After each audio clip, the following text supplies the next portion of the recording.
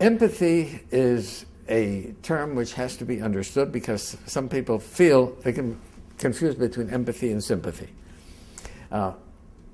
Feeling for somebody else does not mean justifying the other person. But empathy means being able to see things from the other person's perspective, right? And my mother used to refer to this as the holy al-tadin. Al-tadin is the phrase in the Ethics of the Fathers, do not judge another person till you've been in his place. My mother always used to say that's the holy al-tadin. No, never judge another person because you don't know what the person is going through. There's an interesting story that my father used to tell about one of our great uncles who was a Hasidic Rebbe. And his followers, his Hasidim, used to come in and tell him their problems. And so one morning he was sitting and receiving all of his supplicants.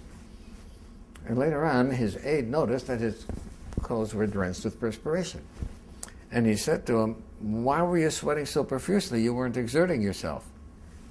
He says, "I wasn't exerting myself?" He says, "Do you realize when somebody comes and tells me a problem, in order for me to help him, I have to feel that problem.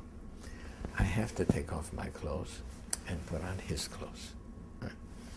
Oh, now I feel his problem, but then I can't help him because I'm too subjective. So in order to become objective again, I have to take off his clothes and put my clothes on again. I've been sitting here all morning putting on my clothes, taking off my clothes, putting on my clothes, taking off my clothes, and you say I haven't been exerting myself." Right? Empathy means being able to put on somebody else's clothes. Right? And it's important in every relationship. It's important between parents and children. Right?